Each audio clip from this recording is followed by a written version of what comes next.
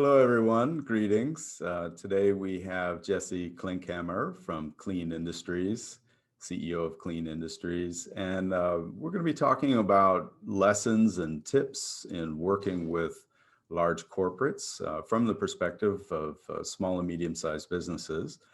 And Jesse, to get us started, maybe you could just tell us a little bit about Klean and some of the markets that you serve.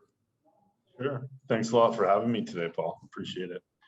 Klean Industries, we focus on converting waste into a few things. First and foremost, electricity, liquid fuels, recovered resources, and then sometimes customized products, depending on what they are, but all focused on processing waste.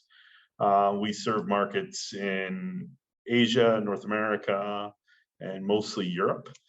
We are slowly now just starting to enter the South American market opportunity, but as we all know, there's no shortage of waste, just the knowledge of how to convert that waste into something of high value. Yeah, certainly no shortage of waste, and it's a fairly big topic these days in a lot of different forums.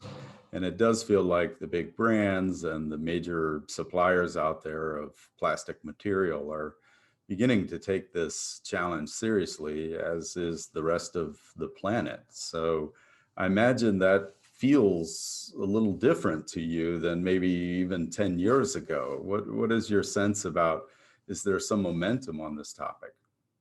Yeah, that's a great question, actually. Part of why we created Klean Industries in the first place was, and it's a long story, but we don't have enough time here to go into that, but was plastic waste on remote islands that were washing up in the South Pacific. And it sort of led to some thinking and management as to what's going on and where's all this plastic coming from. And it seems kind of strange that it's taken 20 years for this to actually become an issue where people are now, starting to address the challenge because it was an issue 20 years ago. So I think that we've got a lot of regulatory drivers that are now being put in place more aggressively, of course, in Europe, because it's the headquarters of the European Union, which is closely knit with the United Nations, and they've got a number of agendas in place under some form of what we call producer responsibility and extended producer responsibility, which is starting to shift the burden onto these companies that manufacture product. I mean, one particular industry I don't think anybody can't remember a time when they were a kid that they didn't, ride a swing sitting inside of a tire. So like petroleum-based waste has been an ongoing battle since its creation, and I think that it's now starting to be pushed towards these producers that make these products to become responsible for the end of life of these products. And for decades upon decades, these products have been allowed to be made and introduced into the marketplace, but there's been little to zero effort put into taking that product back and turning it into a viable product that can be reintegrated into the industry or made into other products. And I think with climate change, the world is now sort of waking up to the concept and the idea of the circular economy, and how connecting the dots between product manufacturing and product recycling and recycled content has never been more important if we are going to achieve these goals of net zero 2050 that you're starting to hear percolating everywhere. I mean, pre-COVID, I don't think I really heard too many net zero conversations 2050, but that seems to be a very hot topic these days. And if we're ever going to get there, we need to start considering all of these initiatives and how we get petroleum products specifically back into the supply chain. Well, I think that's a really interesting point, because you've created a business that uses waste as a raw material. So it isn't just a response to regulatory. I mean, regulatory may create more attention and opportunity and so forth. But as you look at the breadth of waste out there, I mean, you mentioned tires and plastic waste and so forth. We're- as an organization that is creating a business around waste as a raw material, where do you see the greatest opportunities? Well, from our initiatives have always led down to looking at products that already have an existing supply chain where you can do the drop in of being able to take a product, easily disassemble it so that it goes right back into the existing supply chain. And we were early adopters in that thinking process and in deploying technology that does just that.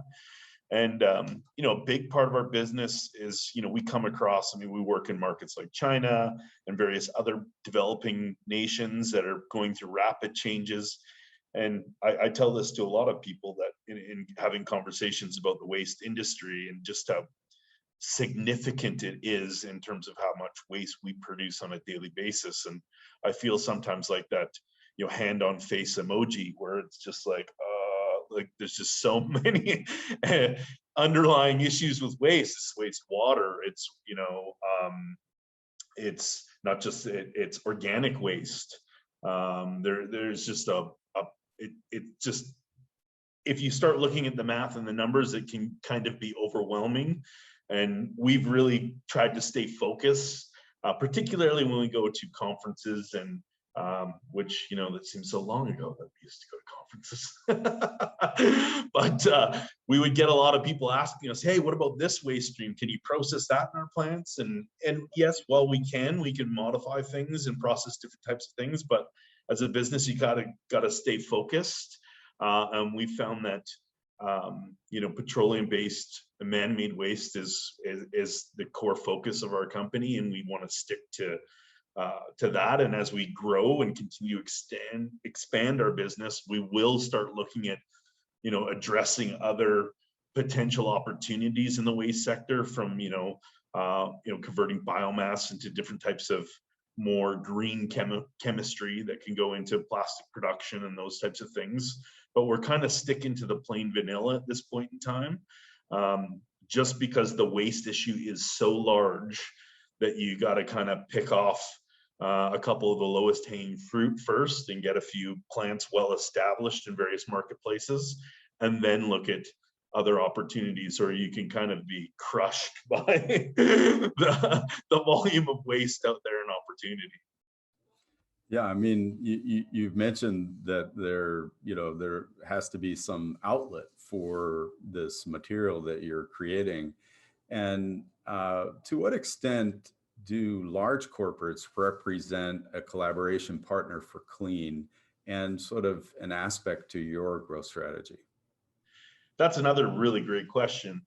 I think particularly in our space that we operate, other than the industry that's known as mass burn incineration, that burns garbage, produce heat that's then recovered in a steam boiler to produce electricity, that's pretty understandable of how to go about things. When you're recovering resources from waste products, like different types of, you're processing different grades of plastics. Well, they're made of different components like polyethylene, polystyrene, and different grades of what they call polyolefins. You yield different types of products. And I think a big challenge for other technologies and different groups in this space is, while they could develop small scale processes to illustrate that it can be done, they weren't actually making a product that could actually get back into industry. And as a large corporate, taking a small amount of a mixed product that doesn't really qualify or fit into something they were used to seeing, has taken a long time for them corporately to come up to grips with how do we reprocess this material. So it's been a slow and gradual process. And I think that as other companies that are maybe going to be competitors to what we're doing, and I welcome them, because the more of us there are, the faster things are going to change. You need to focus at making a product of clarity. So you need to make a product that can be used, or that you find a path for that. And that path then must fit into a broader path that that can be accepted by some of these larger corporates. And if you can make that easy for these corporates, then that adoption cycle can be shortened. If you're presenting and we see this in the recovered carbon black industry. So we take tires and we thermally decompose them. We pull off an off gas that condenses into like a marine grade fuel. And it took decades and decades. I mean, I was one of the first speakers at a carbon black conference in Rome in the early 2010, sometime around there. And I remember that we were talking about recovered carbon black and how it can be used in making new tires and new conveyor belts and new plastics. And there was a major carbon black conference, and all the top executives and sales staff were there, and they thought my talk was entertaining, but they also thought I was delusional. They were like, it's never going to happen. And I'm like, well, actually it is going to happen. And the day will come when you realize that this will be in fact a reality. And that was part, I think, because they'd heard this story before. I mean, pyrolysis of tires is nothing new. I mean, it started percolating in industry in the early 90s when technology started, it started its growth trajectory. And I think the biggest problem was people were making a product and knocking on the door and taking this product to these carbon black manufacturers, saying, hey, we make carbon black. And then they look at it and they're like, well, that's not carbon black. Or it's in a form that they're not used to. So a big part of that challenge of what we've seen today is the technologies come further, the know-how's come further, and the sales process of producing a product that fits the supply chain in terms of recovered carbon black. They want it pelletized. They want it a certain size. They want it oil-free. Well, these are all things that they knew initially that they would need, but it was a slow sharing process of getting that put down to the developers of technology to then produce a product that now it makes complete sense, and now they can blend it. In some cases, they can fully replace product made from virgin carbon black with recovered carbon black. So that's a prime example of wanting to get people to understand what you need to do in this space to shorten that cycle. Yeah, I think it's an interesting point, that sharing of knowledge on the existing infrastructure. And, the larger corporates sort of have this established infrastructure, this capital costs, and they have a means of doing business. And now maybe through consumer pressure or regulatory, there's more pressure to use recovered materials in their products. So I imagine, the large corporates continue to be important as an outlet for material, but also, as you just indicated, that they also define more information about the existing infrastructure that you can align with. And so that sort of probably helps your business model. Completely. And it's a scale game as well, right? You got to understand, in general, if you have a very tiny facility, and while that's great, you're making a difference, and each specific project has to be developed on a case-by-case basis for the market it's in. Because if you're only producing, and we've seen this in some of our discussions with some of the large corporates, is, we make in one particular facility a marine grade fuel, but that's great. But unless we're producing, 400,000 tons of it annually, that's not really of interest to them. But other things down the supply chain of higher value, but of less quantity, does make sense. So it's finding those sweet spots within product manufacturing and understanding where you can go that sometimes takes a little bit of discussion. And, I think a lot of times, particularly companies in my space, have this expectation that they can get an introduction and that things are going to happen right away. And that's just not the way the big corporate companies work. It's, you know, it's all about the due diligence, exchanging information and ideas, and then working towards a path where then the right people start getting on the bus within this decision-making process after it's come through some technology validity and been talked about and discussed and then seen. Then it starts, you know, gaining some momentum. But I think people need to be patient, and they need to take on board a lot of what we've just discussed. Yeah, I think you did bring up a fair number of sort of tips and pointers for other leaders of small and mid-sized businesses who are attempting to work with large corporates. I mean, you sort of indicated it can take some time. You need to be patient. You've talked about in some ways that finding a sweet spot, because there may be multiple different avenues within a large corporate. There may be multiple different stakeholders who need to be brought on board. And there's a sequence in evaluating the technology and then understanding the business case and then understanding those sweet spots and the infrastructure and so forth. And I think in some ways your business hits on two fronts. One is that it's in some ways a platform technology, you know, converting and creating a new raw material. And in another way, you're isolating potential sweet spots where it can be applied.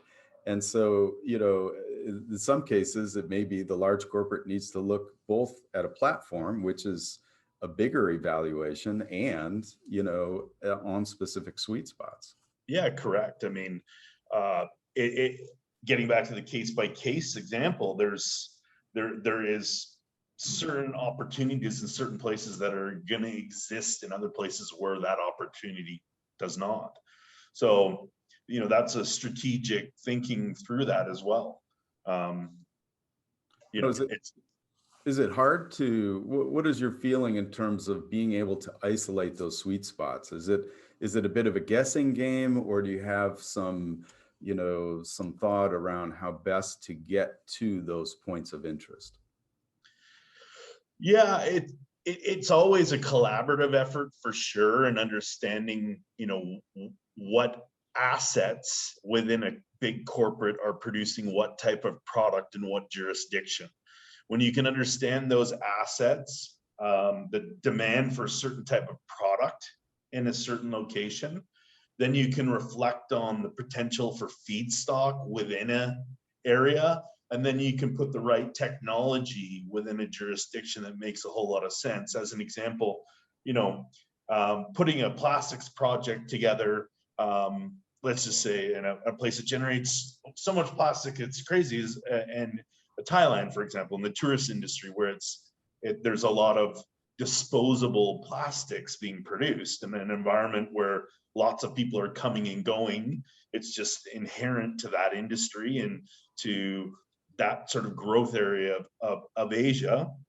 Now, building a plant there is great, but if you're shipping your end product to Houston, well, you're kind of offsetting the whole process of what you're doing in the first place and trying to be green. So ideally, making a plant that would service or produce a product locally within Thailand, or that could support some supporting infrastructure in Thailand, makes a whole bunch more sense.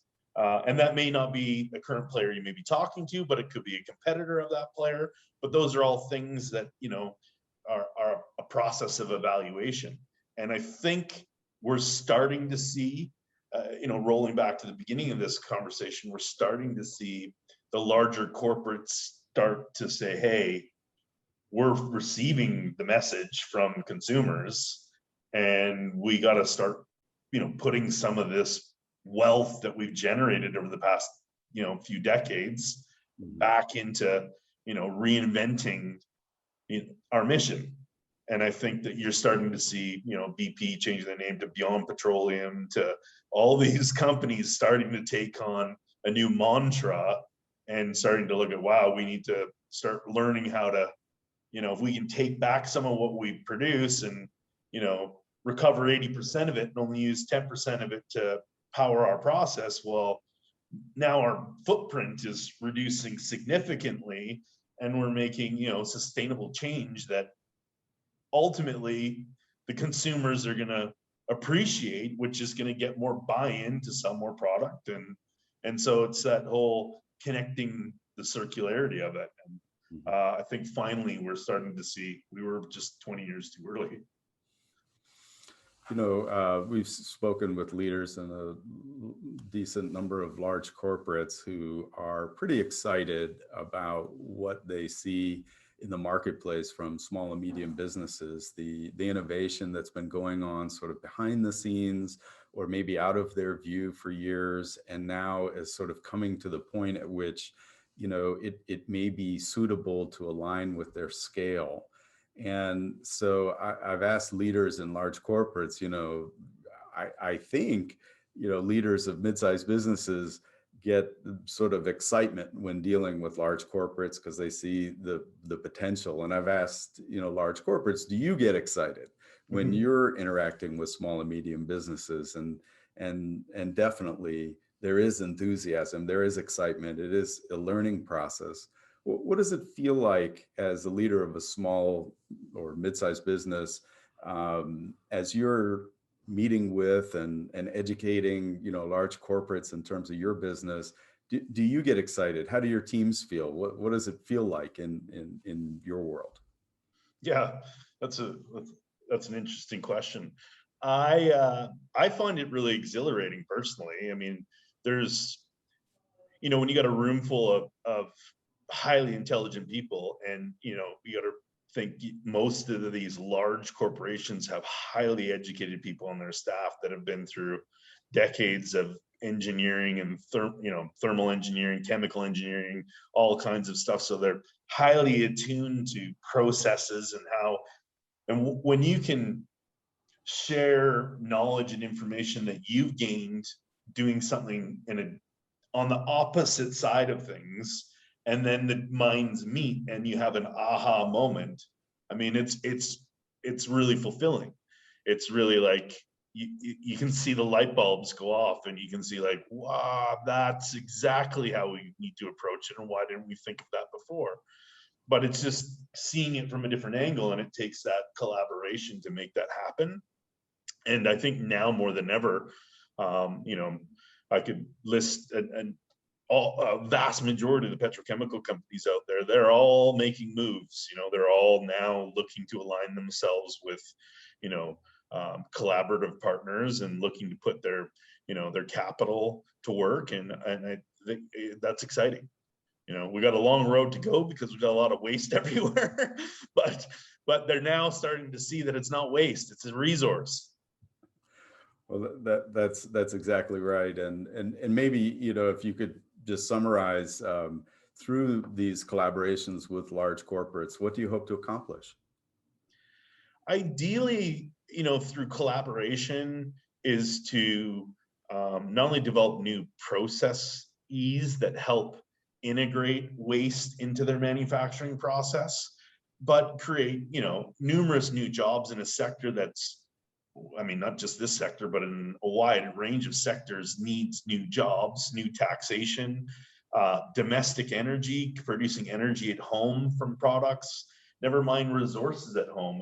I think there's nothing more satisfying than being able to have your own country be independent and be fully recycling and reusing resources that were showing up in waste streams. I think that that's an amazing opportunity for so many. And I think that, the concept of shipping waste to Asia was just disjointed from the get-go. It just doesn't make any sense. That we should have been investing in our infrastructure a long time ago. And I think obviously we've learned our lesson. I know that Canada certainly has, because they've paid millions and millions of dollars to bring waste back into Canada. But we should be building this infrastructure today. And just like anything else in the world, you can look at property values 20 years ago, they were a lot less than what they are today. Well, building infrastructure today is going to be cheaper today than it is tomorrow. So we should be investing today for tomorrow. And we've got the technology to do it. It's not like we have to invent new systems to do this. The technology exists globally to address the issues we're facing. Well, Jesse, you've shared so many great insights from your experience as the leader of Klean Industries in your collaborations with large corporates, and tips for other leaders of small and mid-sized businesses. So thank you so much for your insights and your time today. Yeah, likewise, Paul. Thank you very much for thinking of us, and I really appreciate the introductions you've made thus far. And yeah, I look forward to more collaborative growth.